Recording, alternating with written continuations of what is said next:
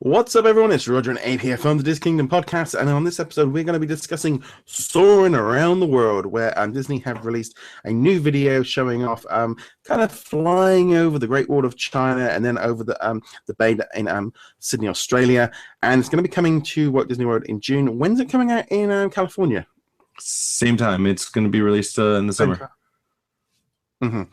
And there's even been rumors that they're even they want to build it in Paris as well. I don't know if the one in Disney Sea is going to be given an update as well, because I remember that being the first time I rode that was at Disney Sea in Tokyo. But yeah, it should be quite interesting. Yeah, no, it's awesome. It's gonna be sad to see the original go. I'm still hearing the music in my head right now. It's so awesome.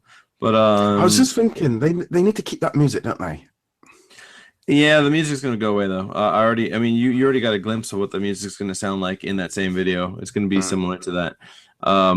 Luckily, I got when Disney turned 50 years old, not 60, 50. I got like this awesome, I think it was like a 7-disc collection of all attractions music, and I got that in there. So yeah, I picked up an album when I was out in Disney World last and it's got Soarin' on it. I just feel like that music is kind of ironic. I hope they got it in there somewhere, and I really hope they've got the guy that does the voiceover at the beginning when they're getting him, because the guy that plays the tick, and so because he's got such a strong voice. I hope they've kind of Kronk, yeah.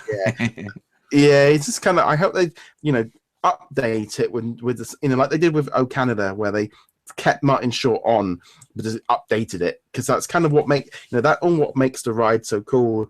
And it would seem a shame to take away some of it. No, that's true. That's true. No, but going back to the ride though, it looks really cool. I know the reason why Soaring over California was a big hit was because in California Adventure, it was going over all the awesome sites in California. Then it was brought over to Florida and all the other places, and it's like, okay, it doesn't make sense, but hey, everybody come to California, check it out. It was great. but now Soaring Around the World, it kind of makes sense now. It makes sense everywhere. It just probably won't make sense in California now, because now it's Soaring Over the World in California Adventure. So, well, either way, it's still gonna be awesome. I'm excited for it. The image quality looks really cool. That Great Wall of China looks gorgeous, and going over the what is it? 32 Sherman Wallaby Way. It's kind of. I'm gonna be honest, because I'm sitting there, because it's like been there.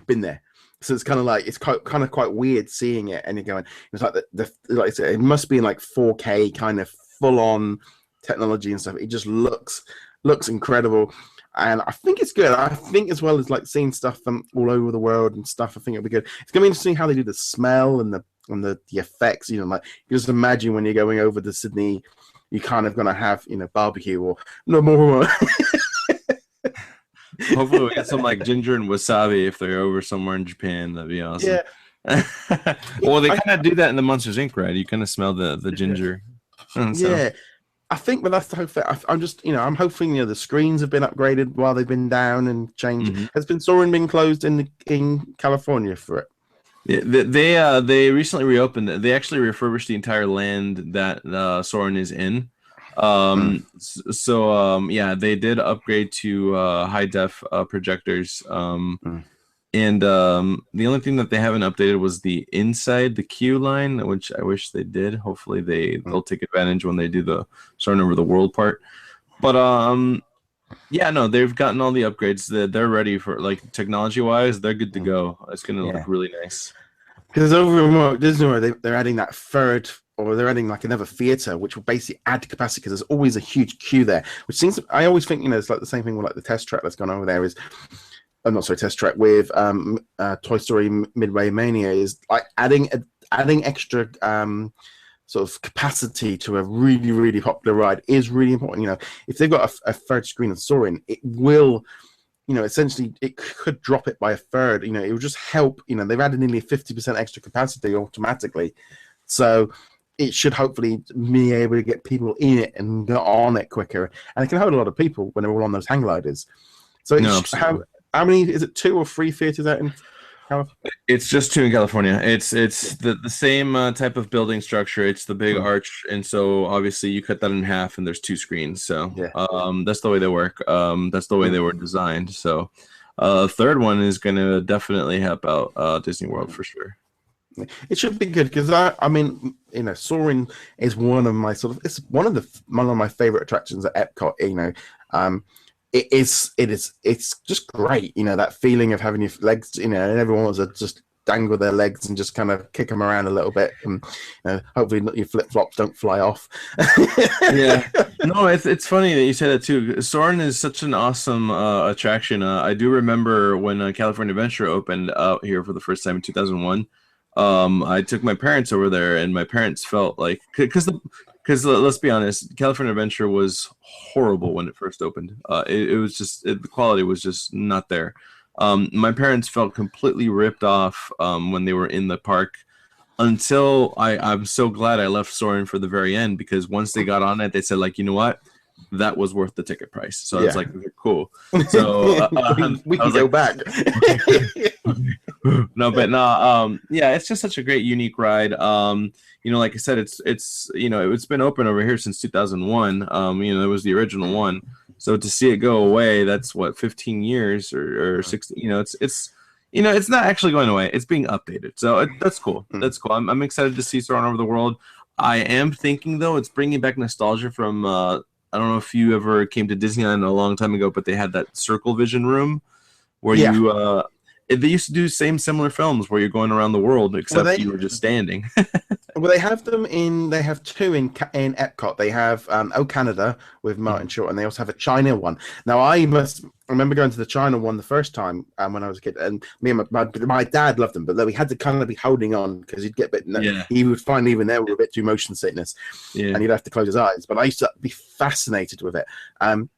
And I know when I went back and saw it last time, having spent like a month touring China, it was completely different for me then, because then it's like, oh yeah, I remember, and it was completely changed my opinion on that 360 one, because I'd always been fascinated with China.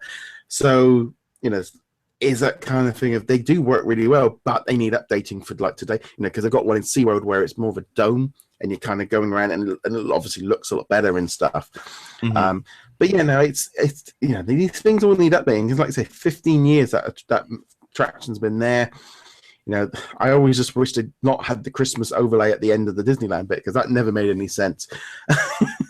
Yeah, they always thought that it's very magical during Christmas over here. That's probably why they did it. But nah, either way, it's still an awesome ride, and I'm happy to see a new film. And hopefully it's a big hit. I'm sure it will be though. And it wouldn't surprise me if they roll out that old film, convert it to the whichever projection system they're using, and do it like special events. Oh, this weekend only in one screen we're going to have the original, or for like special anniversaries, and just roll that video out every now and again. Because if it's, you know, it depends on how the motions and all the settings and stuff go, but you can imagine that, I don't know, it could be quite interesting to see them roll that one out every now and again, maybe put it into high def or something like that.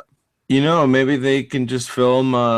They can film maybe maybe like 4 or 5 more different films, and it could be kind of like Star Tours, where you just get on it and it's always random.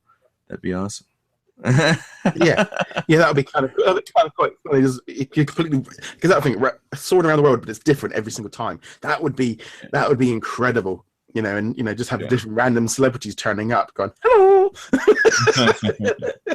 It's like you just fly over, and it's like, you know, it's like just in Britain, and there's like just, you know, just like Harry going hello. Yeah.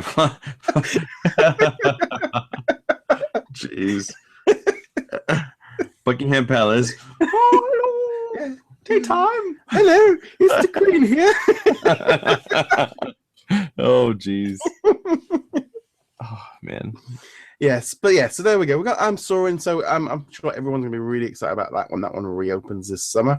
We'd love to know your thoughts on Soaring and the new Soaring Around the World. Comment below and get in touch with us that way. Be sure to check us out online at DisKingdom.com. You can also hit that subscribe button if you're on iTunes or any of the other different audio devices, and also on YouTube.